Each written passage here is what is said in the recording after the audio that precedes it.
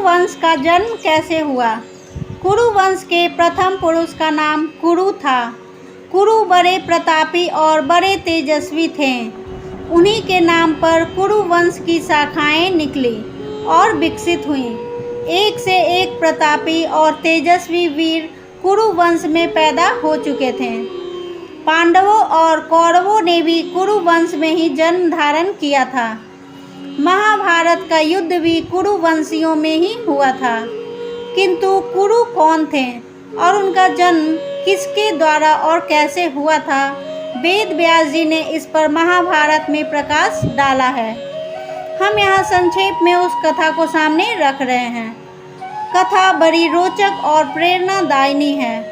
अति प्राचीन काल में हस्तिनापुर में एक प्रतापी राजा राज्य करता था। उस राजा का नाम सवर्ण था। वह सूर्य के समान तेजवान था और प्रजा का बड़ा पालक था। स्वयं कष्ट उठा लेता था, पर प्राण देकर भी प्रजा के कष्टों को दूर करता था। सवर्ण सूर्य देव का अनन्य भक्त था। वह प्रतिदिन बड़ी ही श्रद्धा के साथ सूर्य देव की उपासना किया करता था। जब वह सूर्य देव की उपासना नहीं कर लेता था, तब तक वह पानी का एक घूंट भी कंठ के नीचे नहीं उतारता था। एक दिन सवर्ण एक पर्वत पर आखेट के लिए गया। जब वह हाथ में धनुष बाण लेकर पर्वत के ऊपर आखेट के लिए भ्रमण कर रहा था, तो उसे एक अतीब सुंदर युवती दिखाई पड़ी। वह युवती सुंदरता के ढांचे में ढली हुई थी। सवर्ण ने आज तक ऐसी स्त्री देखने की कौन कहे कल्पना तक नहीं की थी। सवर्ण स्त्री पर आसक्त हो गया। सब कुछ भुलाकर अपने आप को उस पर निछावर कर दिया। वह उसके पास जाकर त्रिनेत्र नेत्रों से उसकी ओर देखता हुआ बोला, तनवंगी, तुम कौन हो? तुम देवी हो, गंधर्व हो या किन्नरी हो? तुम्हें देखकर मेरा चित्त चंचल हो उठा है। तुम मेरे साथ गंधर्व विवाह करोगी? पर युवती ने सवर्ण की बातों का कुछ भी उत्तर नहीं दिया। वह कुछ क्षणों तक सवर्ण की ओर देखती रही, फिर अदृश्य हो गई। युवती के अदृश्य हो जाने पर सवर्ण अत्यधिक आकुल हो गया। वह धनुष बाण फेंक कर उन्मदों की भांति विलाप करने लगा। सुंदरी, तुम कहाँ चली गई? जिस प्रकार सूर्य के बिना कमल मुरझा जाता है और जिस प्रकार पानी के बिना पौधा सूख जाता है, उसी प्रकार तुम्हारे बिना मैं जीवित नहीं रह सकता। तुम्हारे सौंदर्य ने मेरे मन को चुरा लिया है। तुम प्रकट होकर मुझे बताओ कि तुम कौन हो और मैं तुम्हें किस प्रकार पा सकता हूँ। युवती पुनः प्रकट हुई। वह सवर्ण की ओर देखती हुई बोली, राजन, मैं स्वयं आप पर मुग्ध हूँ, पर मैं अपने पिता की आज्ञा के वश में हूँ। मैं सूर्य देव की छोटी पुत्री हूँ। मेरा नाम तप्ती है। जब तक मेरे पिता आज्ञा नहीं देंगे, मैं आपके साथ विवाह नहीं कर सकती। यदि आपको मुझे पाना है तो मेरे पिता को प्रसन्न कीजिए। युवती अपने कथन को समाप्त करती हुई पुनः अदृश्य हो गई। सवर्ण पुनः उन मतों की भांति विलाप करने लगा। वह आकुलित होकर पृथ्वी पर गिर पड़ा और तपती तपती की पुकार से पर्वत को ध्वनित करने लगा। सवर्ण तपती को पुकारते पुकारते धरती पर गिर गया और बेहोश हो गया। जब उसे होश आया तो पुनः तपती याद आई और याद आया उसका कथन, यदि मुझे पाना है तो मेरे पिता सूर्य देव को प्रसन्न कीजिए। उनकी आज्ञा के बिना मैं आपसे विवाह नहीं कर सकती। सवर्ण की रंगों में विद्युत की तरंग सी दौड़ उठी। वह मन ही मन सोचता रहा, वह तप्ती को पाने के लिए सूर्य देव की आराधना करेगा। उन्हें प्रसन्न करने में सब कुछ भूल जाएगा। सवर्ण सूर्य देव की आराधना करने लगा। धीरे धीरे सालों बीत गए। सवर्ण तप करता रहा। आखिर सूर्यदेव के मन में सवर्ण की परीक्षा लेने का विचार उत्पन्न हुआ। रात का समय था, चारों ओर सन्नाटा छाया हुआ था। सवर्ण आंखें बंद किए हुए ध्यान मग्न बैठा था। सहसा उसके कानों में किसी की आवाज़ पड़ी, सवर्ण तू यहाँ तप में संलग्न है, तेरी राजधानी आग में जल रही है। सवर्ण फिर भी चुपचाप अपनी जगह पर बैठा रहा। उसके मन में रंच मात्र भी कुछ दुख पैदा नहीं हुआ। उसके कानों में पुनः दूसरी आवाज़ आई, सवर्ण तेरे कुटुंब के सभी लोग आग में जलकर मर गए। किंतु फिर भी वह हिमालय सा दृढ़ होकर अपनी जगह पर बैठा रहा।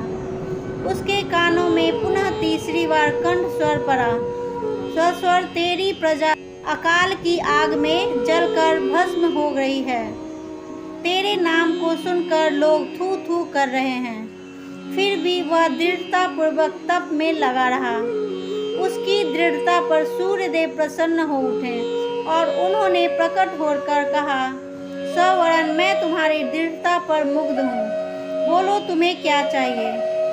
सवर्ण सूर्यदेव को प्रणाम करता हुआ बोला, देव मुझे आपकी पुत्री तप्ती को छोड़कर और कुछ नहीं चाहिए। कृपा करके मुझे तप्ती को देकर मेरे जीवन को कृतार्थ कीजिए। सूर्यदेव ने प्रसन्नता की मुद्रा में उत्तर दिया, सवर्ण मैं सब कुछ जानता हूँ। तप्ती भी तुमसे प्रेम करती है, तप्ती तुम्हारी है। सूर्यदेव ने अपनी पुत्री तप्ती का सवर्ण के साथ विधिवत विवाह कर दिया। सवर्ण तप्ती को लेकर उसी पर्वत पर रहने लगा और राग रंग में अपनी प्रजा को भी भूल गया। उधर सवर्ण के राज्य में भीषण अकाल पैदा हुआ। धरती सूख गई, कुएं, तालाब और पेड़ पौधे भी सूख गए। प्रजा भूखों मरने लगी।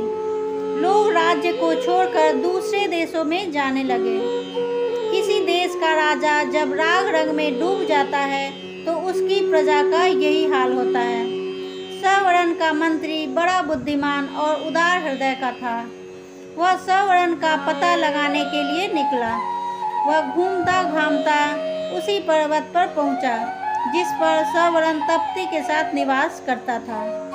सवर्ण के साथ तप्ती को देखकर बुद्धिमान मंत्री समझ गया कि उसका राजा मंत्री के सौंदर्य जाल में फंसा हुआ है। मंत्री ने बड़ी ही बुद्धिमानी के साथ काम किया।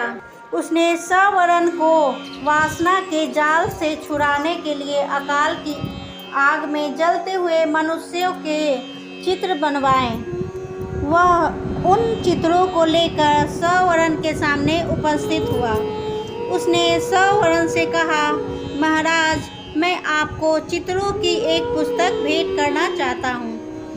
मंत्री ने चित्रों की वह पुस्तक सवर्ण की ओर बढ़ा दी। सवर्ण पुस्तक के पन्ने उलट पुलट कर देखने लगा।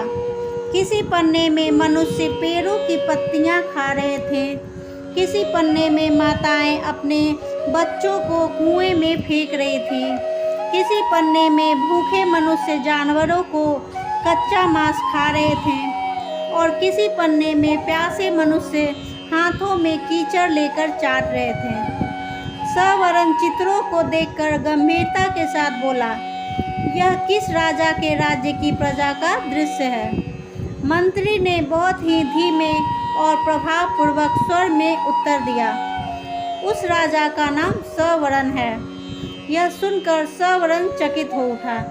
वो विस्मय भरी दृष्टि से मंत्री की ओर देखने लगा।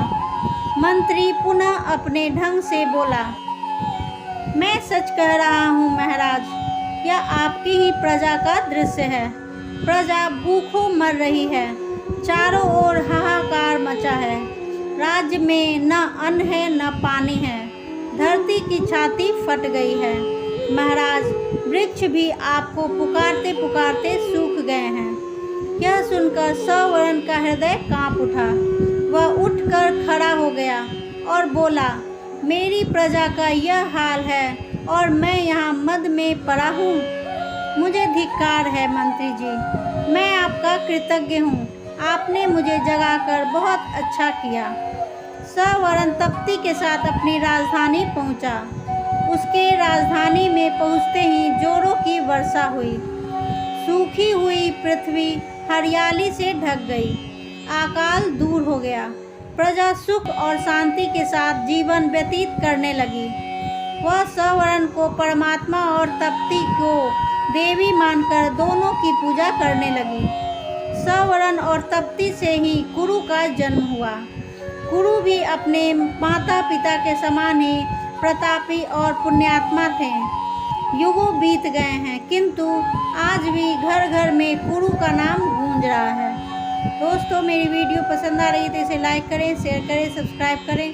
तब तक के लिए थैंक्स फॉर वॉचिंग। बाय।